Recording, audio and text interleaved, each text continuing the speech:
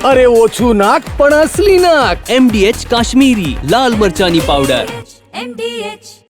વાત સુરતની કરીએ। આરટીઈના વિદ્યાર્થીઓ સાથે શાળામાં ભેદભાવના આક્ષેપો ઉઠ્યા છે। જહાંગીરપુરાથી શિશુકુંજ વિદ્યા વિહારમાં આરટીઈના વિદ્યાર્થીઓ સાથે ભેદભાવ કરવામાં આવી રહ્યો છે તેવા આક્ષેપો થયા હતા। એક્ટિવિટી ફીના 2000 રૂપિયા નહીં ભરતા ભેદભાવ કરવામાં આવી રહ્યો હોવાનો વાલીએ આક્ષેપ કર્યો છે। વિદ્યાર્થીઓને કમ્પ્યુટર અને પીટીના ક્લાસમાં નથી બેસવા દેવામાં આવતા બાળકો માનસિક તણાવ અનુભવે છે। રોજ તેઓ રડી પડે છે। વાલીઓ દ્વારા સુરતના ડીઈઓને રજૂઆત કરવામાં આવી છે। વાલીએ પત્ર લખીને જિલ્લા શિક્ષણાધિકારીને પણ રજૂઆત કરી છે, જેમાં જણાવ્યું છે કે એક્ટિવિટી ફીના 2000 રૂપિયા નહીં ભરનારા વિદ્યાર્થીઓને કમ્પ્યુટર અને પીટીના ક્લાસમાંથી બહાર કાઢી મૂકવામાં આવે છે અને સ્કૂલની ઓફિસમાં બેસાડી રાખવામાં આવે છે। વાલીઓના આક્ષેપ મુજબ શાળાની શિક્ષિકા દ્વારા એવું કહેવામાં આવે છે કે તપાસ તમારા માતા પિતા તમારા ભવિષ્ય વિશે વિચારતા નથી અને તમારું ભવિષ્ય બગાડી રહ્યા છે, જેને લીધે બાળકો માનસિક તણાવ અનુભવી રહ્યા છે અને રોજ તેઓ રડી રહ્યા છે। વાલીઓ દ્વારા કરાયેલી ફરિયાદમાં એવું પણ જણાવાયું છે કે શરૂઆતના 1.5 મહિનામાં સ્કૂલ તરફથી કોઈ ફીની માંગ કરવામાં ન આવી હતી, પરંતુ પાછળથી 2000 રૂપિયાની અલગથી માંગ કરાઈ।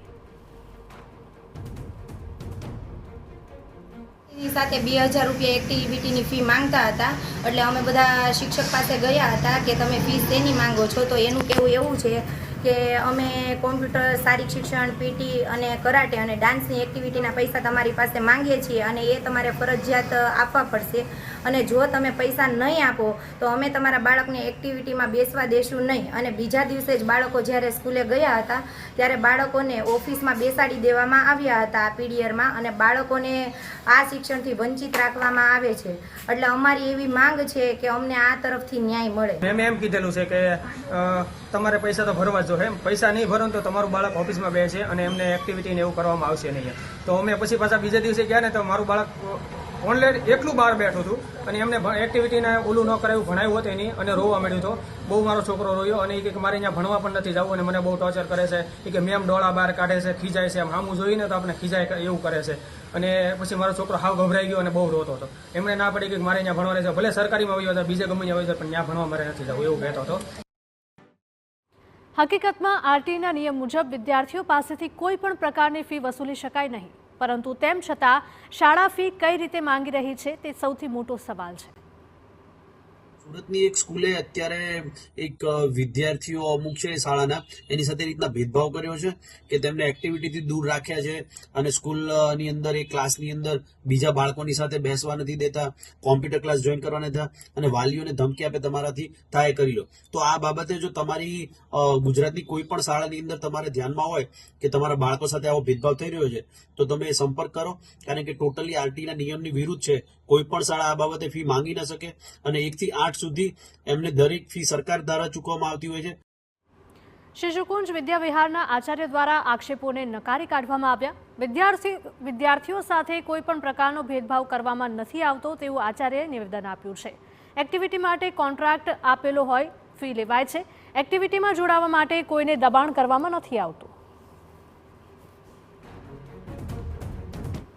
જહાંગીરપુરા વિસ્તારમાં આવેલી શિશુ વિહાર સ્કૂલના કેટલાક વાલીઓએ જે રીતે આક્ષેપ કર્યો છે તેમના વિદ્યાર્થીઓ પાસે જે એક્ટિવિટીના નામે જે રીતે ફીની ઉઘરાણી કરવામાં આવી રહી છે, હેરેસમેન્ટ કરવામાં આવી રહ્યું છે સ્કૂલ તરફથી, તો આપણી સાથે જે સ્કૂલના પ્રિન્સિપાલ છે તેમની સાથે વાત કરીશું। ખરેખર હકીકત કઈ રીતની છે? બેન, જે રીતે કેટલાક વાલીઓએ ડીઓમાં ફરિયાદ કરી છે, કઈ રીતે હકીકત, શું આખી હકીકત છે? તમે એવું કશું છે જ નહીં કે અમે બાળકોને હેરેસમેન્ટ કરીએ છીએ।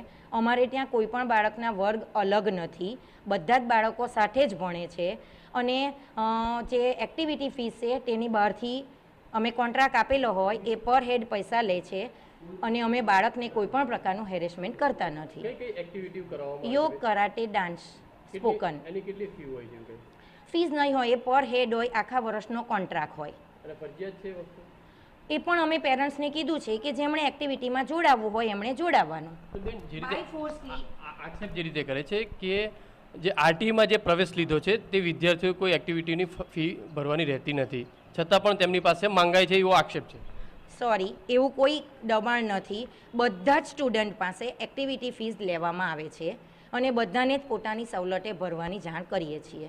કોઈ પણ પ્રકારનું દબાણ થતું નથી. તો વાલીઓ જે ફરિયાદ કરી તેને કઈ રીતે જોઈ રહ્યા, શું કેવું છે, કેમ? હવે એ તો નહીં ખબર, કારણ કે મારા તરફથી કે અમારા ટ્રસ્ટીઓ તરફથી કોઈ પણ પ્રકારનું બાળકોને કે પેરેન્ટ્સને હેરેસમેન્ટ કરવામાં આવતું નથી. અમે બાળકને સમાન દ્રષ્ટિએ સારું શૈક્ષણિક કાર્ય જ પૂરું પાડીએ છીએ અને કોઈ પણ પ્રકારનું દબાણ શાળા તરફથી કરવામાં આવતું નથી. તો સ્કૂલના જે શિક્ષકો કે તમને પરીક્ષા કર્યું કે ખરી? નહીં, શિક્ષકોને પણ કોઈ પણ શિક્ષકો એજ્યુકેશન સિવાય કોઈ પણ બાબતમાં ફીની બાબતમાં શિક્ષકો નહીં આવે. કોઈ પણ પ્રકારનું હેરેસમેન્ટ શાળા તરફથી કરવામાં આવતું નથી, એની હું પૂરેપૂરી બાંહેધરી આપું છું. જે રીતે પ્રિન્સિપાલ કહી રહ્યા છે કે આ જે વિદ્યાર્થીઓ છે તેમને કોઈ પણ હેરેસમેન્ટ છે તે કરવામાં નથી આવતું. જે બીજી તરફ છે તે વાલીઓએ જે રીતે આક્ષેપ કર્યો છે અને તેને લઈને જિલ્લા શિક્ષણ અધિકારી તરફથી હવે તપાસ છે તે શરૂ કરી છે. કેમેરામેન સંજય ચંડેલ સાથે બલદેવ સુથાર, TV9. હવે છોલા હોય કે ચોળા, સફેદ ચણા હોય કે કાળા ચણા, બધું મજેદાર બનશે.